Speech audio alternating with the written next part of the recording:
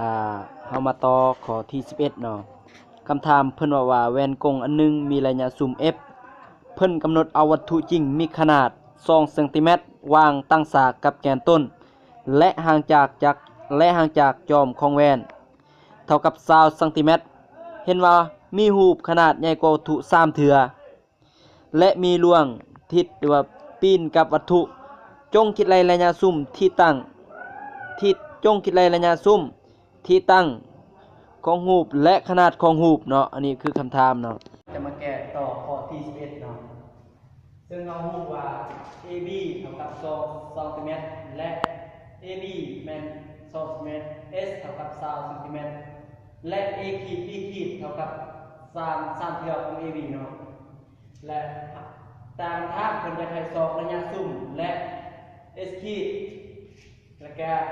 A ขีด B ขีดเนาะทวิตเฮาได้เอาสอบทวิตแม่นเฮาสอบ S ขีดเนาะเฮาจะได้ตีตามการบวกกันเนาะA ขีด B ขีดส่วนใน AB เท่ากับ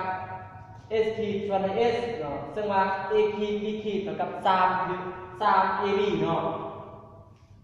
เฮาก็แทนและเอาค่าของ AB มาแทน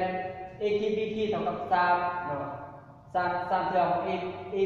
AB เนาะเอามาแทนซะนี่เท่ากับ3 AB ส่วนใน AB ในนี้เราสามารถหา AB ส่วน AB AB ส่วนใน AB เท่านี้เนาะเท่ากับ3เนาะเอาทอน S ขีดเท่ากับ20คูณด้วย3เท่ากับ60เนาะ60เซนติเมตรดังนั้นที่ตั้งของรูป S ขีดแม่น60เซนติเมตรหลังจากนั้นเราก็มาสอบระยะซูมเนาะเราก็มีการซูมแบบตั้ง1ส่วนใน F เท่ากับ1ส่วนใน S บวกกับ1ส่วนใน S ขีดหลังจากนั้นเราก็ทอนค่า F เท่ากับ S คูณใน S ขีดส่วนใน S บวกใน S ขีดเท่ากับ20คูณใน60เนาะส่วนใน20บวกกับ60เอาก็สามารถเอา20เป็นต้นคูณเนาะเท่ากับ20คูณ10หรือ20กับ20นี่ห่างกันเนาะยังเหลือ60ส่วนใน4เนาะเท่ากับเท่ากับ15เซนติเมตรดังนั้นระยะซูมของรูปแม่น f เท่ากับ15เซนติเมตรเนาะแล้วก็อันที่3แม่นเรามาสอบขนาดของรูปเนาะซึ่งว่าเอารูปว่า a ขีด b ขีดเท่ากับ3เท่าของ ab ซึ่งว่า ab แม่น2เซนติเมตรเนาะเอามาแทน a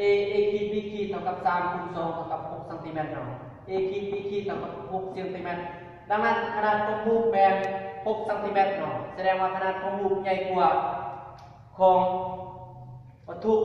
3เท่าเนาะสำหรับข้อนี้ก็หมดเพียงแต่เท่านี้เนาะ